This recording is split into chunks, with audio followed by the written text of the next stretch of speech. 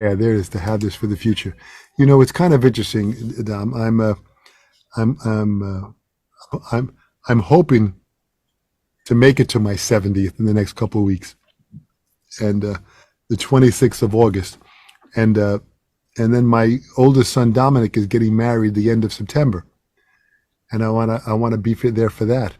And I have had a wonderful life, and I have found the balance of my career and my family.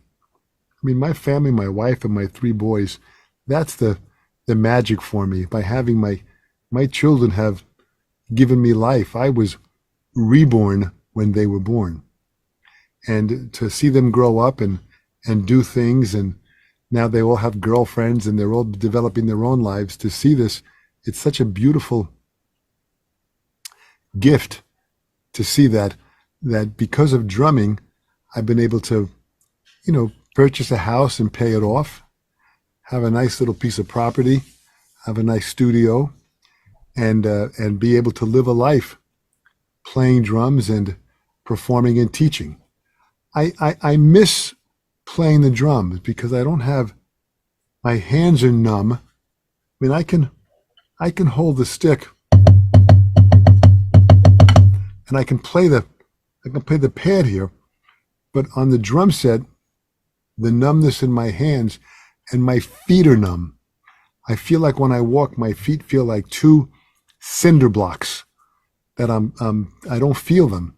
So when I sat on the drum set, I couldn't play it. It sounded terrible. I couldn't time when my feet and my hands were playing. So I put the sticks down and I thanked the drum set for the years of wonderful joy in performing around the world. There was a solo that was recently put out on the internet on my Facebook page from Poland.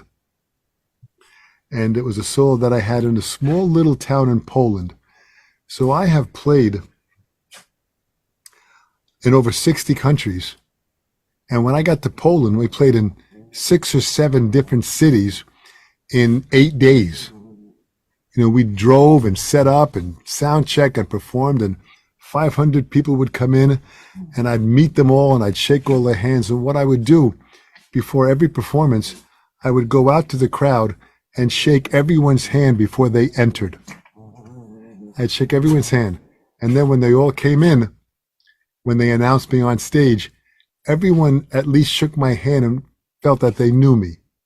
So this was a very important technique because it made the people closer to me. So when I walked on stage, I wasn't walking on stage to meet them for the first time. I was walking on stage to meet friends. And that was a major part of the success. So when I was in Australia, there was a lineup of 1,500 people to the show.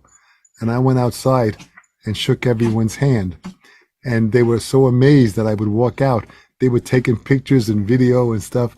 And I got such a kick out of the fact that I shook everyone's hand. When I walked out on stage in Australia for the Ultimate Drummer Weekend, when they announced when I walked on stage, I was the only one that got a standing ovation when I walked out on stage. And I think the people just respected the fact that I respected them. When I was in China, there were 3,500 people at an arena that I was performing with Dave Weckl. So we had gotten to the arena and the people were lined up outside, and Dave got his pad out and he started practicing. I said, Dave, we go on in a couple hours. I'll see you in a couple hours. And Dave said, where are you going? I said, I'm going out to shake everybody's hand. He said, Dom, there's over 3,000 people out there. I said, yeah, it's going to take me a couple hours. So I said, I'll see you on stage. And Dave laughed.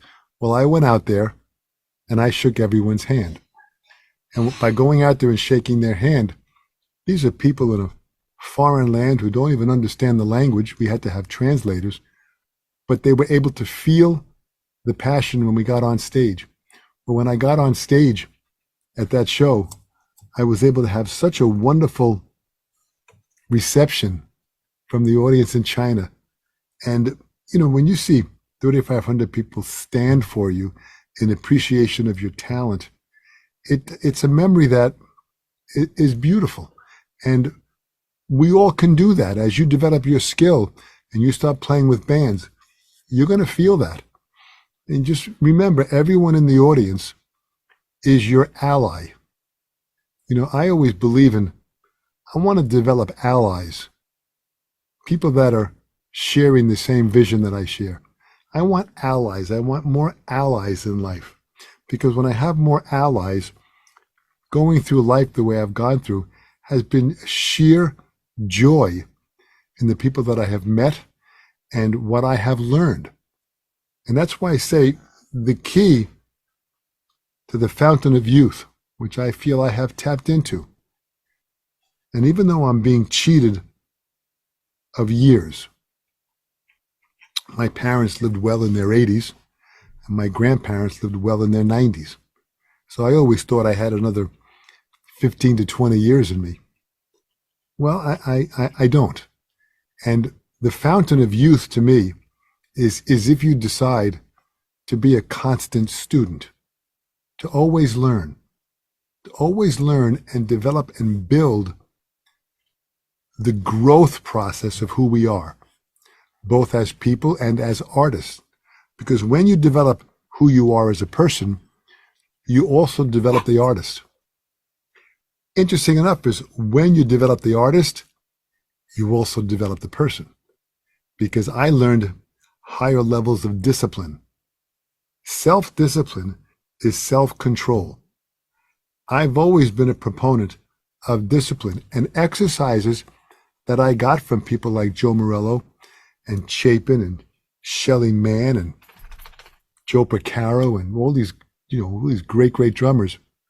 All the exercises they gave me were strengthening my level of concentration and strengthening my level of discipline. Well, the stronger my discipline got, the better a student I became. The better a student I became, the more qualities I learned as a person. So the cycle of that person and artistic goal is the commitment of being the constant learner. That really is the fountain of youth. You know, I talk about Ponce de Leon, who was the explorer in the 1400s that was hired by the Spanish to find the fountain of youth. Well, he died in Florida and he never found the fountain of youth. Well, I tell people, I found the fountain of youth. It's the ability to be a constant student. So I say to you, you have that same ability as you are now learning, and now with the acoustic drum set that you have, oh my gosh, you are so set to grow and learn, and you've got some great teachers that are, you know, that have been under my tutelage, you know, Carl and Chris, yourself and Stefan and Stephen Gendron, all these guys have been under my umbrella, and I'm so proud of all of you because you guys are continuing on the goals of what I have set. So when I'm long gone, you'll have these recordings, you'll have these lessons, and you'll have these memories to continue pushing yourself to be the constant student. And someday when you want, cut this video of what I just spoke about, put that on the internet, and let people see that our lessons were more than just drumming lessons. These were lessons that were about inspiration, motivation, and the ability to inspire someone to aspire. You see, inspiration is when someone is motivated by someone else. Aspiration is when you motivate yourself. So if I can inspire someone to aspire and they continue motivating themselves, then that means I will live forever with that person. And that to me is the greatest gift that anyone can have. Thank you, Dom. Thank you. This is so...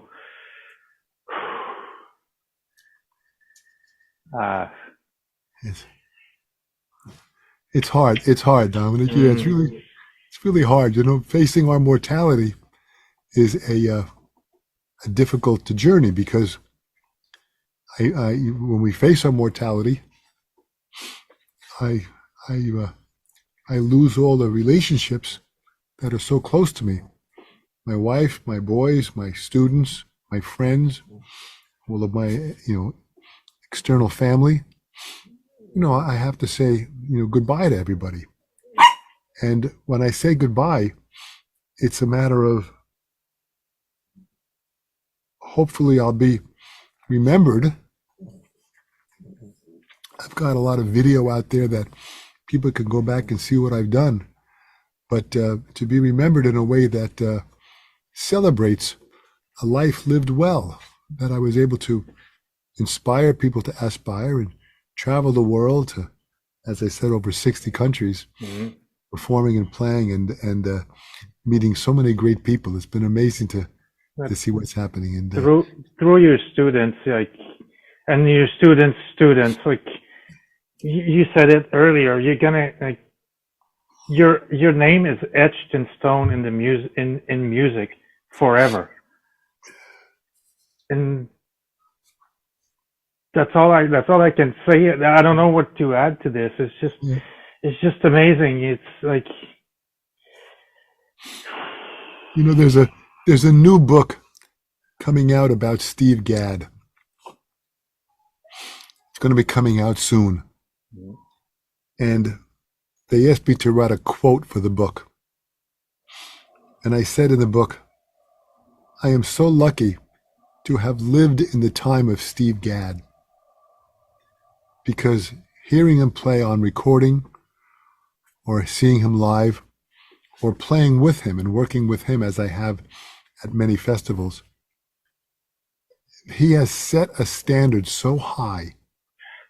He set it as high as Picasso and Mozart, that these are names that will be around forever. Mm-hmm. And I just hope that I can be remembered in a way that is, a positive lift to people, and in a way that inspires people to aspire. Oh, you did, you rest assured you did, and you're still doing it. Crazy, right? Well, let's get down to some drumming, Yeah. Dom. We got a few more minutes here. Let's see.